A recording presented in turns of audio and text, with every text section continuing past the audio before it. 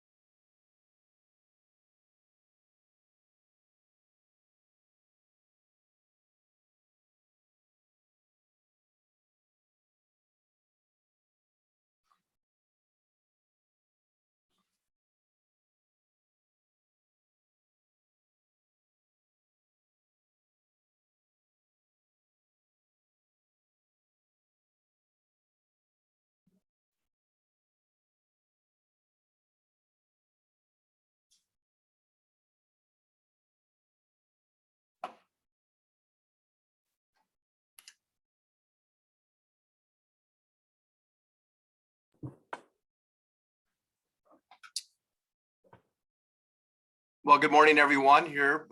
It is our first lead meeting here of 2022. Welcome back.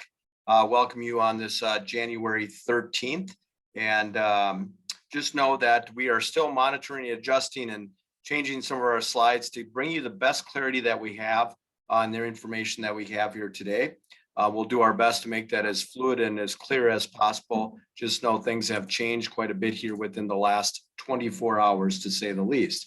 That being said, again, welcome. Eric will be presenting down from the MSBA conference down at the Convention Center, where many of us will be joining him later today.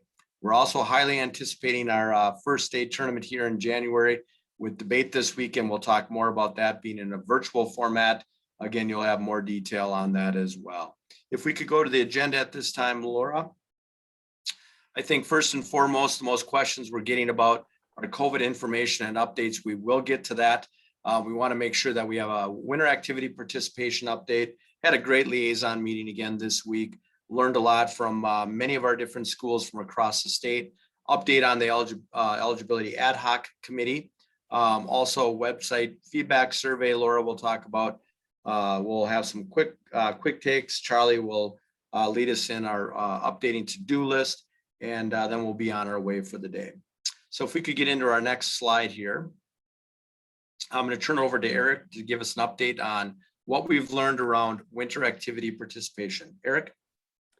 Thanks, Bob, and good morning, everybody. Coming to you, as Bob said, from the Minneapolis Convention Center, where the MSBA is holding their in-person meeting, and I've had conversations already this morning with superintendents and board members from different schools around aspects that are part of the Minnesota State High School League. As Bob really accurately mentioned, things remain incredibly dynamic, lots of changes, and we're keeping our eyes and ears on everything, having conversations along the way as to where we are. I know that things like current CDC and MDH guidance, et cetera, as well as our guidance is further down in the agenda. But our number one goal is about continuing to work through the completion of seasons and providing an opportunity for our students in each one of our activities. And so as we take a look at that, our decisions are really based on how do we be successful in the current, but also for the long haul. Bob mentioned our liaison conversation this week, and I would say it was one of the richest conversations that we've had around what's happening within schools. Some schools are changing to 5 days while others are moving to virtual. And so lots of different things happening, teams that have a number of cases, and trying to figure out that fine line between individuals sitting out and when it's time to give the team a pause and let folks come back healthy. So we continue to watch that. Obviously, another thing that hit the news recently was the requirements relative to any food and beverage providers in the Minneapolis and St. Paul cities, and those include our venues for state tournaments. We've had questions already last night and this morning around what does that mean for our state tournaments and vaccination requirements and those kinds of things. This information, like lots of it, lands with us at the same time it lands with you. So we've had contact already with venues. We're talking about what does it look like from a time frame standpoint. And then we'll also take a look at what does it mean for spectators and what does it mean for those that participate within the activity or within the performance itself. And so all of those things are in the works and under discussion right now. We remain open to all of the information and know that both of those new requirements in Minneapolis and St. Paul either have time limits or are undetermined, but intended to be temporary. So again, the pandemic and the rate of transmission and positive case rates are all going to play a part in what this looks like as we move forward. I think our debate state tournament is a good look at how we work at things and try to take a real proactive approach to how can we provide this experience. Up until better than a week ago, conversations and the opinion was we could do this in person. As things continue to rise in the number of cases, and recognizing that we have less than 100 judges for debate and we need 65 of them to run a complete state tournament, that's one of those things that put things at risk if we would go in person. And so the decision based on access to judges, any student who's a positive case could still participate in a virtual tournament. This was our best way to approach a debate state tournament, guarantee that it could move forward in a quality way. We did it last year. It's been used throughout the current season in a number of settings, and we believe it's the best way at this time. And we're going to continue to look at each tournament in that same way about what's our best options within each of these tournaments as we move forward. So Bob, I know there's other thoughts you might have, but I think that's an overview for that slide. No, well done, Eric. And this is a good time to remind people as we get closer to that 175 in attendance on this meeting. Our purpose is to bring you the effective and efficient information at the best possible time that we can. So when we're able to get you that information regarding our state tournaments, what I hear you saying is whatever those requirements are in Minneapolis and St. Paul, they will apply to our tournaments. What that means, we will let you know as soon as we have that information. Hopefully we're able to deliver that on lead or through our liaisons or through an update as those details come in. Anything else, Eric? Otherwise, let's move on to our guidance. I think moving forward is good. All right, Personally, this is just, go ahead, Bob. Susie, are you able to move our slides? I'm not sure Laura's in with us here right now. All right, so we are in our guidance right now. Good, thank you. This is kind of a cascading set of sequences or events that have occurred here over the last week. And we started to hear from our member schools as late as end of last week. What happened is the CDC relaxed some of their guidance, largely around a workforce issue, right? So they gave the option to return after that 5 days. That has trickled down into other forms of operation like education. So we now have districts, again, that's that local district decision, that are choosing to allow students to go back to school on day 6 if they're following that CDC guidance. In the meantime, we continue to wait. We have not seen MDH revised guidance from them. But as local districts are making decision, they then are seeking MSHSL guidance. Guidance that you'll continue to hear. We continue to be in contact with their sports medicine advisory to make sure, again, that the health and safety of all who participate in our sports and activities are a priority.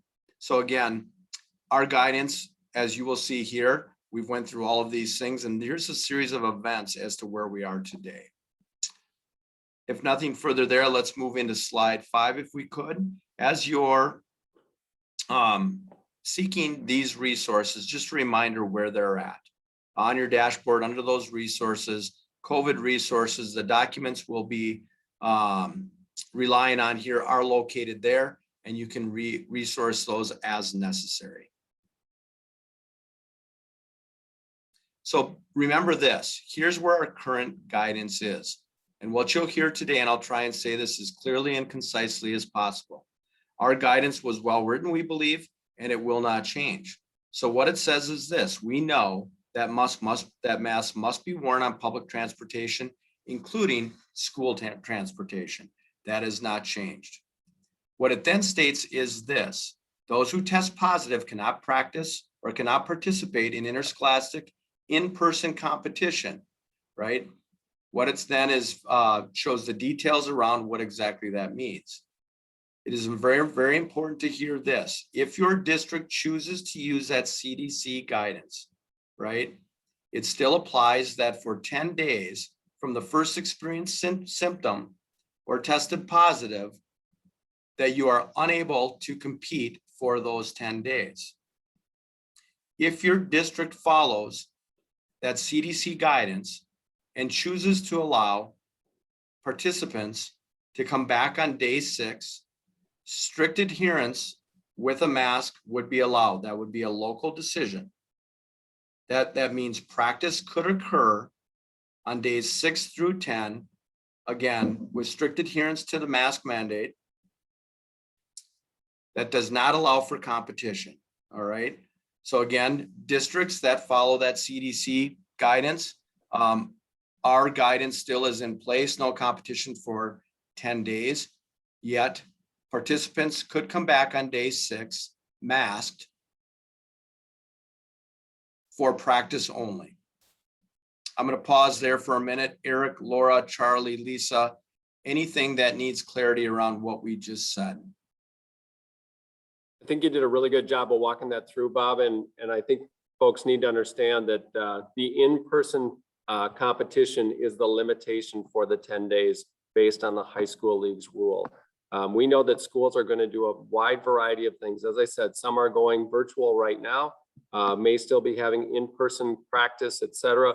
Others are adopting and implying or implementing that 5-day quarantine with masking required 6 through 10. But this keeps it the playing field level for all schools relative to a positive test. And as you look at the items that are down below, the things that are measurable are the number of days and the fever. Those are the 2 things that are measurable. All of the other things are subjective. So as you take a look at that, make sure and understand that the 10 days is competition in person. So again, I mentioned those debate students could be positive and could be quarantined and still could compete as an individual because they are not going to be in a transmissible situation. So just recognize that this is around in-person competition for our activities in athletics. Eric, I think it's a good time to reiterate as well. Changes that you're seeing from the CDC are around workforce and around food and beverage industry. Changes that have taken place around the guidance have not been due to participation or competition in what we're doing. Again, they are strictly related back to the workforce issue along with the food and beverage industry. I think it's important to note that as well. And again, as we get more clarity, we would update these and make sure that we get it out to you as well. If nothing else there, we'll go ahead and move forward. Just a reminder, as we get questions, we heard this in our liaisons, we're hearing it from schools. What do we do around COVID interruption guidance? One of the things that we heard loud and clear from our liaisons, when districts are operating differently, if there is an interruption, if there is a game that is canceled, right? It is not a forfeiture, but it's very important that you work with your schools that you're competing with as to why you're not competing, right? Making sure that we're doing so using that COVID interruption guidance is if there's a forfeiture or if there is a game not played due to COVID, there is not a forfeiture, all right? And hopefully we still have some time to make up some of these games. I think the questions come around, why is it that a game is not being played between communities? Anything that you can do to clear up or bring clarity as to why you might not be able to play with your schools or with your teams you're competing against is important. Remember, our interrupted guidance really hasn't changed. As I mentioned, if there's a game that's unable to be played in the regular season, it is not a forfeiture. It is a no contest, and you have the option to continue to try and make up those games. That changes again once we get into postseason. Feels different than where we were a year ago, right? Where if an individual or individuals on a team were tested positive, quite often those teams couldn't play. Now we might have individuals on a team who have tested positive that may not be able to compete or participate, but the team may move on. So when we get to postseason, again, if individuals and or teams are impacted by COVID, just remember, if they are unable to play, they are not eligible any further from postseason competition. They would be removed from postseason at that point in time on an individual and or state basis. Most important, the interruption guidance has not changed. Remember where you find it under COVID resources on your dashboard. If nothing else there, let's continue to move on if we could. All right, just an update. As we're working through a pandemic, we're continuing to look at our bylaws. The Eligibility Ad Hoc Committee chaired by Sandra Setter-Larson out of Egan has done a fantastic job with the members that we have.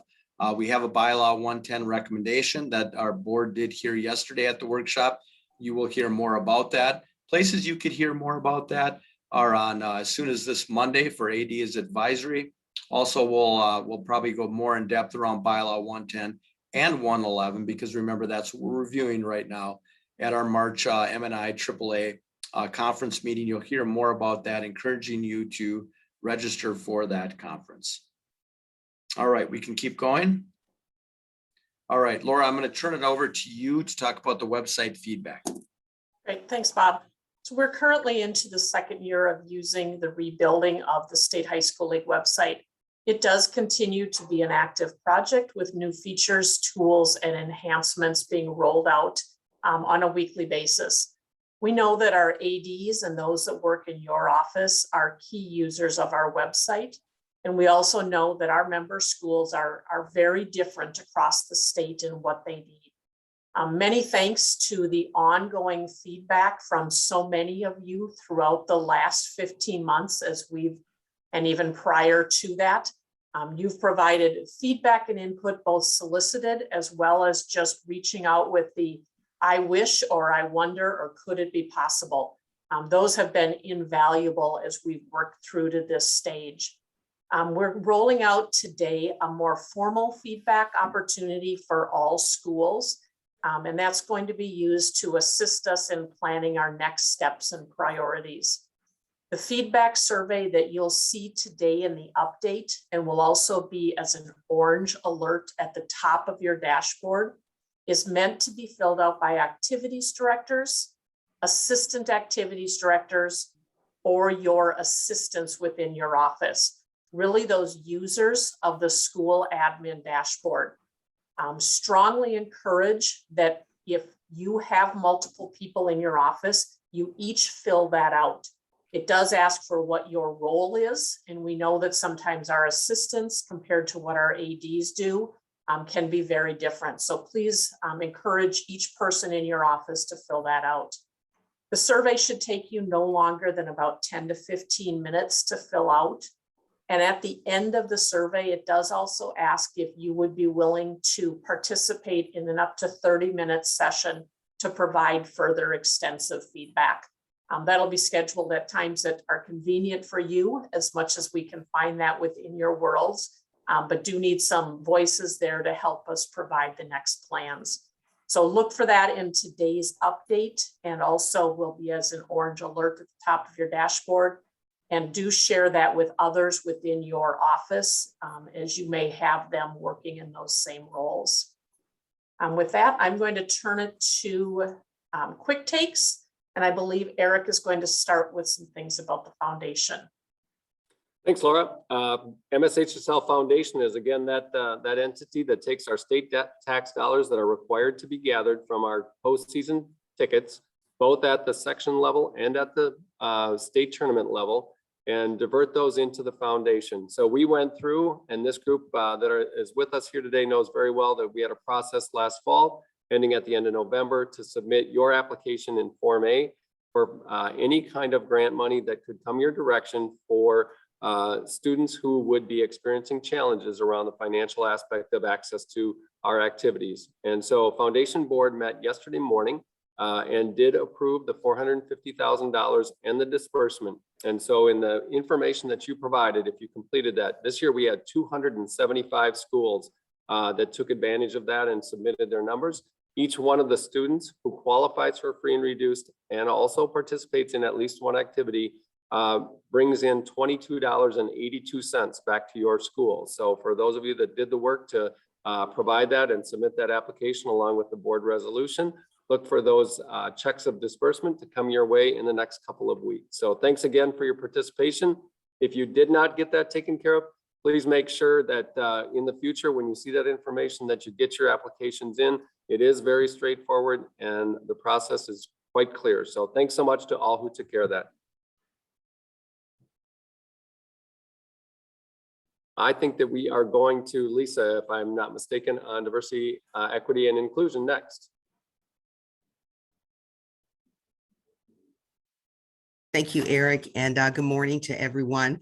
The Diversity, Equity, and Inclusion Advisory Committee's role and function is like that of any other league advisory committee. The committee has been meeting monthly since October via Zoom, and they're assigned to help us guide us in our efforts to develop strategies and actions that promote, support diversity and inclusion in all aspects of the league, including staffing, committees, tournaments, contest officials and judges, and leadership role.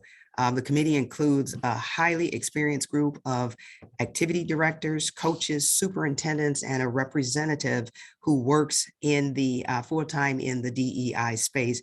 And we believe that these individuals bring unique perspective, experiences, and expertise to help us achieve our goal. As I've mentioned, the committee has been meeting since October, and we will meet again next Tuesday, where we will begin the process of reviewing the league structures and processes to see where we can do a better job of creating workspaces and competitive environments that welcome and engage all individuals and communities. So that's a report from the DEI committee. Next, I believe it's Jason. Thanks, Lisa. Just going to provide a quick update as it relates to our planning for the girls section and state tournaments for the individual wrestling tournament. And we've been meeting quite a bit with our team to come up with this plan, and still a couple pieces that we need to adjust, but this is the where we're at for these tournaments. So we will be having the section tournament for the girls on Saturday, February 19th. That is the same day as the finals of some of the teams. And we realize that there will be some conflicts there, but there were a number of other logistical and planning challenges for other dates. So that was the date that was selected. We will be going with the 12 weight classes that are in the NFHS rules book, and we're in the survey that the coaches received when they indicated whether their participants would choose that side of the tournament. And they do need to make the 50% weigh-in piece. That's beginning this Saturday, the 15th. And we will be using the same separation / seating criteria as the open division. Now, the tournament, we plan to have a 10 a.m. weigh-in and medical checks, with wrestling beginning at noon at both sites.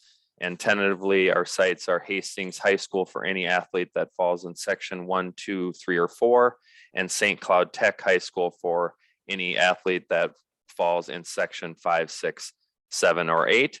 We plan to advance 2 wrestlers from each section to the state tournament and have a four-person bracket at the state tournament, with those wrestlers wrestling on Saturday, March 5th at the XL Energy Center, hopefully in front of the same big crowds and same great atmosphere as all the rest of the wrestlers that are competing at that tournament. So we will share this with all wrestling coaches and ADs in a little bit more detail, hopefully later today or tomorrow morning. But that is the update on the girls individual wrestling tournament at this time. And Eric, I don't know who has the last piece. I believe that we are going to Charlie for the head coaching piece of this. That's correct. Thanks, and good morning, everybody. Thanks for joining us today and engaging with us. Also, thanks to our viewers who may be watching recorded video of this as well. We appreciate you taking the time to engage with us and hopefully be assisted in the work that you do. We still continue to hear from several ADs, whether it's temporary or permanent vacancies in the head coach position. And how do we meet the state statute requirement 122A.33, which says schools must have in their employ a licensed head coach at the varsity level. And so whether it's COVID or influenza or a sudden resignation or other unforeseen circumstance, please know that Amy and I are here at the league office to help you meet that requirement. And we can work through several scenarios that can help you. Please know that we have just posted in your dashboard and in coach dashboards 8 courses or 8 opportunities to complete the Minnesota head coaching course. And classes begin as early as February 5th and will run through April 2nd. So again, those are posted, those are available. ADs, consider having some of your trusted assistants maybe go through that process, whether they're interested in serving as a head coach or not, just so that you could be ready to easily accommodate a sudden vacancy in that head coaching position and still help your district by meeting that requirement. Laura, we can go to our checklist. And I'm going to continue to walk us through here. The first 5 items on the checklist are all dashboard items for ADs, and tried to organize them in the order of deadline or importance. And again, as Bob mentioned earlier in the presentation, finding and reviewing that COVID guidance as we continue to move through our regular seasons, and especially as we prepare for that postseason. And it is, again, our goal and intention to have every one of our teams and participants make it through to the end of their season safely and effectively. A reminder to ADs that we have our second Inside Out session scheduled for January 26th. Again, this will be offered in 2 formats, both in person at the Marriott West and over Zoom. And you have a choice at your registration to do that and to select the right format. And also a reminder that this is, if you missed the first opportunity, ADs can still jump in. There is no cost to you. It is not too late, and would encourage you to join this professional learning community cohort. Spring supplies, please have those ordered up by January 31, just a little more than 2 weeks from now. Again, you can find that order button in your dashboards. Complete the website feedback survey that Laura referenced. That feedback is critical and will help us deliver on technology that will be most helpful to you. And again, registering any head coaches for the spring that need to take that Minnesota head coaches course, or as you look to expand your stable of available and certified coaches, consider registering and having them sign up. We know that the M&I AAA conference is a great source of professional development for ADs. So you've probably already received information to register and secure hotel rooms from Mike Beck or Dan Johnson. We certainly encourage you all to do that and expand your professional growth and network. As Bob mentioned earlier, continue to communicate with other schools, especially those schools maybe that are not in your conference or in your group that you play most regularly, keeping them abreast of where your team is at in relation to their health, their participation, transportation issues that may arise. We know that over the last 2 years that communication, one, has never been better and remains critically important. And then finally, before I hand this back to Bob, review and provide feedback on the Representative Assembly amendment proposals that are out there. That's unified basketball and boys volleyball. I know a couple of regions have already voted on these measures. For those that haven't, please be knowledgeable, be aware, know what folks in your district and your schools are thinking about these proposals, and provide that feedback to your region committees so that all of our school voices can be heard through that process. And with that, I'm going to turn it back to Bob to close us out for today. Yeah, before we close out here today, just know that I'm going to turn it over to Eric here for update on staffing, where we're at as a league. And then I'm going to try and bring clarity, a really good question again around the update you've received here on the guidance. So Eric, I'm going to go back to you for the moment. Thanks, Bob. And as many of you know, an important announcement relative to the Minnesota State High School League staff took place just prior to the holidays, actually, for our staff, but also then went out to our member schools. And Our longtime Associate Director, Lisa Lissamore, has tendered her resignation or her retirement letter, and we are incredibly proud of her and so pleased with everything that she has done and meant. She's been an incredible leader, will continue to be, is an amazing ambassador for the Minnesota State High School League. And we all appreciate all that she has done and has meant to the Minnesota State High School League. That does create a space within our league office, and we are moving forward with finalizing posting information around positions to be able to come into the league and help us move forward with the staffing that we need. So we will have more opportunities to celebrate Lisa and all that she has done and meant to the league. I want to appreciate all of her work along the way and let you know that you'll see more information relative to open position for that role here at the Minnesota State High School League. Bob? Good, thank you, Eric. Lisa, we cherish you here at the Minnesota State High School League. You are the consummate professional, and we're going to enjoy every moment that we have left with you at the Minnesota State High School League. So glad to call you my friend, Lisa.